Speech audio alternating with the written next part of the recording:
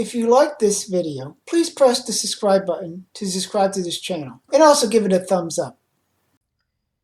In recent years, there have been claims that the Bible teaches a flat earth. There are even modern-day flat earthers who push this claim as support for their flat earth claims. You have probably heard the claim that Columbus proved the earth was round, and that he was opposed in his voyage by Bible-believing Christians who thought the earth was flat based on the Bible. However, none of these claims are actually true. Neither does the Bible teach a flat earth. On the contrary, you can actually use the Bible to support a spherical rotating earth. First of all, he never proved the earth was round. The results of his voyage actually provided no evidence one way or the other.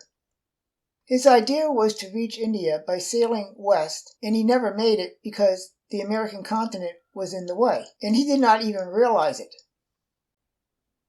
Furthermore, no one with any degree of education in Europe at the time believed the earth was flat.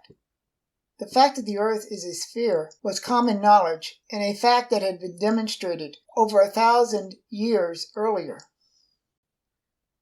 Nobody opposed Columbus because they thought the earth was flat.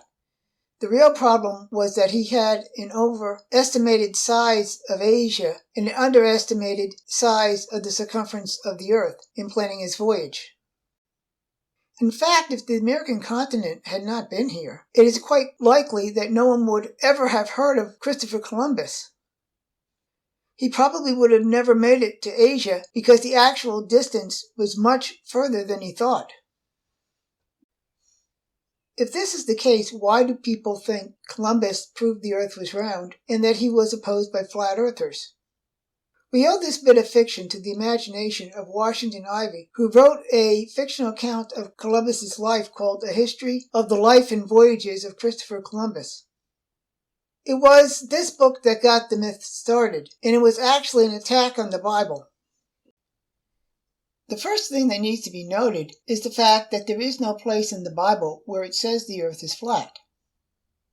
You will not even find the words earth and flat together, let alone anything that actually says the earth is flat. Consequently, any claim that the Bible teaches a flat earth needs to be based on interpreting passages as showing it in some way. The most common way of doing this is to assume that the Bible teaches a stereotypical flat earth cosmology and read it into any passages they can.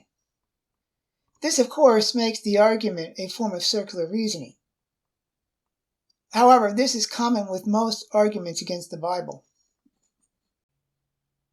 The best argument comes from Genesis 1:6. And God said, "Let there be a firmament in the midst of the waters, and let it divide the waters from the waters." Those claiming that the Bible teaches the earth is flat simply assume that this is a reference to a sky dome over a flat earth, despite the fact that there is no reference to it being a dome or even solid. The word firmament, used in the King James Bible, is one of their favorites because someone who has not investigated this word can easily think it implies a solid structure. Unfortunately, simply looking up the word in a concordance is of no help because those that do not imply a solid structure simply define it as referring to the sky. However, its etymology helps because it takes away the implication of solidity. The word firmament comes from the Latin word firmamentum, which means a support or strengthening. This does not require solidity. For example, water supports a boat floating on it, but the water is not solid. Furthermore, the Hebrew word rakia simply refers to an expanse. Consequently, the only reason for concluding that the firmament refers to a solid structure is a bias that assumes that the word must refer to a dome in a flat earth model. Both words actually fit with general relativity's depiction of space because not only is space seen as an expanse, the functional supporting structure of the universe as well. Note here the definition of the word firmament from Noah Webster's Dictionary of 1828. See how it makes it clear that there is no sense of solidity, but of stretching and extension. Even if you insist that it is solid, there are three alternatives to a dome.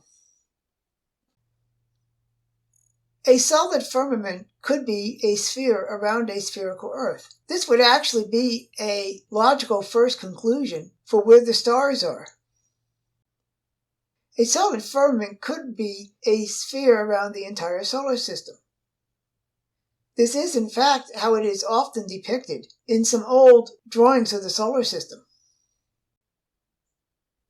A solid firmament could also be a sphere around the entire universe. By the way, such a concept, if it has sufficient mass, about that of the rest of the universe, would naturally produce the Type 1a supernova data that has resulted in the dark energy patch in the Big Bang. One of the common mistakes made by these claims is that it assumes that the word Earth refers to the entire planet. However, Genesis 1:10, the first time the word Earth is mentioned, infers otherwise. It says in Genesis 1:10, "And God called the dry land earth, and the gathered together of the waters called he seas. And God saw that it was good." Put simply, the default use of the word earth in the Bible does not refer to the planet, but dry land only. This does not exclude the fact that sometimes the context includes the entire earth. The pillars of the earth. 1 Samuel 2:8. He rises up the poor out of the dust, and lifteth up the beggar from the dunghill, to set them among princes, and to make them inherit the throne of glory. For the pillars of the earth are the Lord's, and he has set the world upon them. Flat earthers claim that this shows that the earth sits on pillars which are supporting it, but the problem is that they are confusing dry land with the planet. What flat earthers fail to realize is that stalactites and stalagmites tend to come together to form literal pillars, making this description potentially quite literal within a dry land context for the use of the word earth. The foundations of the earth. Job 38:4. Where wast thou when I laid the foundations of the earth? Declare it if thou hast understanding. Flat earthers once again confuse dry land with the planet and claim that it shows that it is sitting on a foundation. This also ignores the possibility that God is speaking figuratively to Job or simply asking a rhetorical question. However, most of the dry land on Earth sits on huge slabs of granite that go deep into the planet, forming literal foundations. This makes it quite possible for this verse to be 100% literal on a spherical Earth. It gets even worse for those that claim that the Bible teaches a flat Earth, because there are verses that actually seem to support a spherical, rotating Earth. Isaiah 40:22. It is he that sitteth upon the circle of the earth, and the inhabitants thereof are as grasshoppers, that stretches out the heavens as a curtain, and spreadeth them out as a tent to dwell in. This verse speaks of the circle of the earth, implying that the earth is round, and speaking of God stretching out the heavens, which would seem to be a reference to the expansion of space that is observed in the form of galactic redshifts. Proverbs 8:27. When he prepared the heavens, I was there. When he set a compass upon the face of the deep. A compass goes around something in a circular course. This is one verse that flat earthers conveniently avoid because it clearly indicates that the earth is a sphere. The face of the deep would be the surface of the ocean, and you only get a circular course set on the surface of the ocean if the earth is a sphere. Job 26:7. He stretcheth out the north over the empty place, and hangeth the earth upon nothing. This verse describes the earth as hanging upon nothing. Here is one of those times where the word earth clearly refers to the entire planet. Saying that God hangeth the earth on nothing is a good ancient way of describing the fact that there is nothing material holding up the earth and keeping it from falling into the sun. The earth is kept up by its orbital motion around the sun.